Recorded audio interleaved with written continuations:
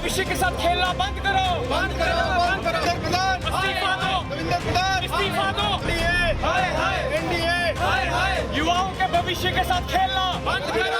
NEET 2026 के exam को cancel करने के बाद देश भर में युवा और स्टूडेंट्स के बीच में गुस्सा है, वो ट्रॉमा में है। और इसी बीच में अगर आप देखेंगे तो कांग्रेस यूथ के जो लोग हैं वो इस समय सड़कों पे उतर आए हैं और लगातार एजुकेशन मिनिस्टर के खिलाफ जो है वो प्रदर्शन की जा रही है। यहाँ पर आप देख सकते हैं नीट यूजी 2026 लीग अगेन जो है उसके यहाँ पर पोस्टर लगाए गए हैं, साथ साथ में जस्टिस जो है वो मांगी जा रही है। यहाँ पर कहा जा रहा है कि 23 लाख जो स्टूडेंट्स हैं उनके भविष्य के साथ ये खिलवाड़ हो रहा है। क्या कुछ कहना है बच्चों का और यूथ के जो कार्यकर्ता हैं कांग्रेस के, उनका किस तरीके से देखते हैं, इनसे बात करते हैं। क्या कहेंगे जिस तरीके से एनडीए सरकार है 2026 के एग्जाम को कैंसिल किया गया है, बच्चों के मानसिक पर इसका कितना असर पड़ेगा और किस तरीके से ये कहीं ना कहीं भविष्य के साथ खिलवाड़ हो रहा है। हमेशा ये एनडीए सरकार बच्चों के भविष्य के साथ खिलवाड़ करती है। अभी भी मोदी जी को ये शर्म नहीं आती या उनके जो मंत्री परिषद को शर्म नहीं आती कि सीबीआई इंक्वायरी कराएगी।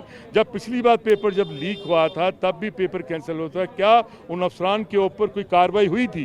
तब भी कोई कार्रवाई नहीं हुई। तो आज युवा कांग्रेस और कांग्रेस जम्मू कश्मीर की ये डिमांड करती है कि सुप्रीम कोर्ट के सिटिंग बेंच बैठना चाहिए और उनसे ये इंक्वायरी होनी चाहिए और दोषियों के ऊपर सख्त से सख्त कार्रवाई हो, क्योंकि इस सरकार के ऊपर युवा साथियों का और जितने स्टूडेंट जो ये एग्जाम दे रहे थे उनका विश्वास, उनके पेरेंट्स का भी इनके ऊपर विश्वास उठ चुका है। युवाओं के भविष्य के साथ खिलवाड़ हो रहा है, आपको लग रहा है एनडीए के माध्यम से ये सरासर गलत हो रहा है। जो माँ बाप अपने बच्चों को मेहनत से पढ़ाते हैं और वो एक्सपेक्टेशन रखते हैं कि हमारे बच्चे कामयाब हो गए, आज अगर ये पोस्टपोन हुआ, ये सरासर गलत हुआ है। तो ये हम एक सीटिंग इंक्वायरी, सीबीआई इंक्वायरी होनी चाहिए ताकि इन बच्चों के साथ इंसाफ हो। जिन बच्चों के साथ ये नाइंसाफी हुई है, टोटली इनजस्टिस है। उन बच्चों के साथ जो बच्चे मेहनत करते हैं दिन रात और फिर उनका एग्जाम कैंसिल किया जाता है, ये सरासर नाइंसाफी है। इसके ऊपर सीबीआई इंक्वायरी होनी चाहिए और उन बच्चों की इंक्वायरी तो ऑलरेडी इनिशिएट कर दी गई है।